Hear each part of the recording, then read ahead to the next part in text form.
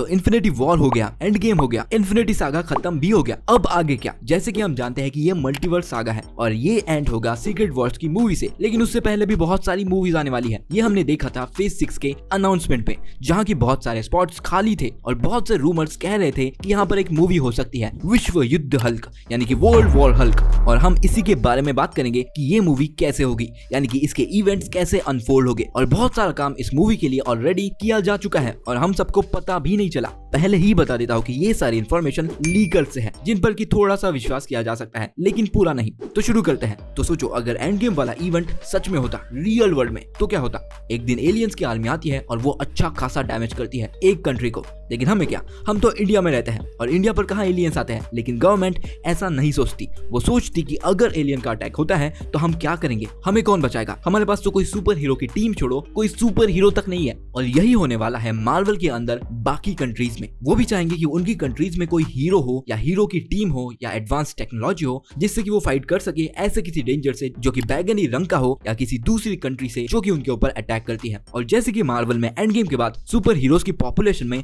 अचानक से बढ़ोतरी हुई है, यानी कि बहुत सारे सुपर हीरोज एक साथ टपक पड़े हैं और ये हीरोज ज्यादातर यूएसए में है और बाकी कंट्रीज इससे काइंड ऑफ डरी हुई है। For example Spiderman far from home को देख लो, जहाँ की स्पाइडरमैन यूरोप जाता है, मिस्टीरियो से फाइट करता है, लेकिन लंदन का अच्छा खासा नुकसान भी करता है। कि यूरोप की गवर्नमेंट क्या सोच रही होगी कि एक बाहर का सुपर हीरो आता है, उनकी कंट्री में लड़ाई झगड़ा करता है और नुकसान भी करके जाता है। वो डेफिनेटली सोच रहे होंगे कि अगर हमारी कंट्री का भी कोई सुपर हीरो होता तो वो हमको डिफेंड करता। और यूरोप ये भी सोच रहा होगा कि अगर यूएसए यूरोप के ऊपर अटैक करता है, समझ लो कोई वॉर लाइक सिचुएशन हो जाती है, और अगर एवेंजर्स भी यूएसए की आर्मी की तरफ से लड़ेंगे तो यूरोप का क्या हाल होगा। यूरोप जैसी कंट्रीज डेफिनेटली चाहती है कि उनके पास भी सुपर हीरोज हो या सुपर हीरोज की टीम हो, लेकिन ये बाकी कंट्रीज सुपर हीरोज तो चाहती है, लेकिन वो उन्हें अपने पेट की तरह रखना चाहती है, उनसे काम कराना चाहती है। बेसिकली उनके ऑर्डर्स पर जैसे वो कहेंगे उन हीरोज को करना पड़ेगा। ऐसे सुपर हीरो सोल्जर्स उन्हें चाहिए और ये सुपर हीरो रेस ऑलरेडी शुरू हो चुके हैं। वकांडा फॉरएवर में हमने देखा कि फ्रांस वकांडा का वाइब्रेनियम चुराने आता है। इवन यूएसए भी वकांडा का वाइब्रेनियम चाहता है।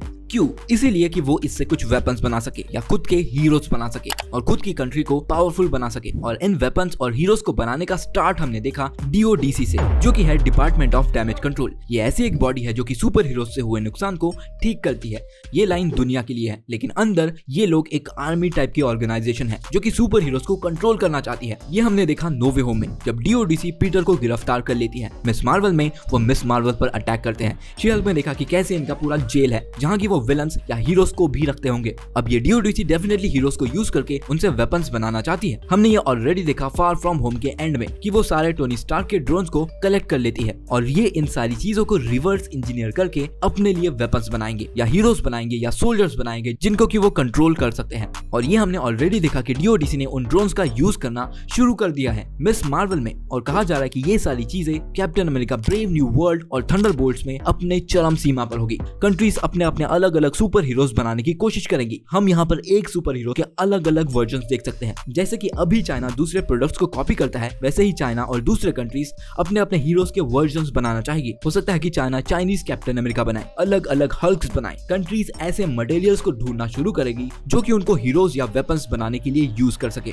जिनमें से एक चीज हो सकती है ये वाला सिलेस्टियल, जो कि कहा जा रहा है कि इसके अंदर एडमेंटियम निकलेगा। और सोचो, जब बाकी कंट्रीज को पता चलेगा कि एडमेंटियम वाइब्रेनियम से ज्यादा स्ट्रॉन्ग है तो क्या होगा? इस एडमेंटियम का हासिल करने के लिए कंट्रीज लड़ेगी और वो एडमेंटियम से क्या क्या बना सकते हैं ये मुझे आपको बताने की जरूरत नहीं है। हम लोगों के ऊपर बहुत सारे एक्सपेरिमेंट्स होते हुए देखेंगे उन्हें सुपर पावर्स दिलाने के लिए। कहा जा रहा है कि ये चीज थंडरबोल्ट्स में सबसे ज्यादा होगी, जहां की मार्वल का सुपरमैन सेंट्री भी इन एक्सपेरिमेंट्स का रिजल्ट हो सकता है। लेकिन वर्ल्ड वॉर हल्क का इससे क्या लेना देना है। जैसे कि अलग कंट्रीज को एडमेंटियम चाहिए, वैसे ही उन्हें हल्क का ब्लड भी चाहिए। और वो हमने देखा कि शी हल्क से ऑलरेडी कोई चोर के गया है। और सोचो, अगर ये ब्लड अलग अलग गवर्नमेंट्स के हाथों लगता है तो वो क्या करेंगे? डेफिनेटली वो अपने अपने हल्क्स बनाने की कोशिश करेंगे। सोचो, हर कंट्री के पास अपना अलग अलग एक हल्क होगा और वो उन हल्क्स को एक वेपन की तरह यूज करेंगे। और कहा जा रहा है कि ये सब देखकर अपना वाला हल्क, जो कि अभी प्रोफेसर बना है, उसका दिमाग खराब होगा। और आपको पता है कि जब हल्क का दिमाग खराब होता है तो क्या होता है? हमें वही जंगली वाला वाला सैवेज हल्क देखने को मिलेगा जो कि हम चाहते थे। और ऐसे ही होगा विश्व युद्ध हल्क। अब सोचो ये अलग अलग हल्क्स किसी न्यूक्लियर वेपन से कम नहीं है और अलग अलग कंट्रीज हल्क्स को यूज करके दूसरे कंट्रीज पर दबाव बनाएगी और ऐसे होगा वर्ल्ड वॉर हल्क। और अगर ये रूमर सच होता है तो सोचो कि हर कंट्री के पास अपना एक हल्क है और वो सारे हल्क बैटलफील्ड में है और सारे हल्क्स लड़ रहे हैं एक दूसरे से और वही अपना वाला हल्क आता है और सबको मारता है और सबसे लड़ता है। तो बस यही थी ये वीडियो। अगर आपको ये वीडियो पसंद आया हो तो लाइक कर दो और सब्सक्राइब कर दो।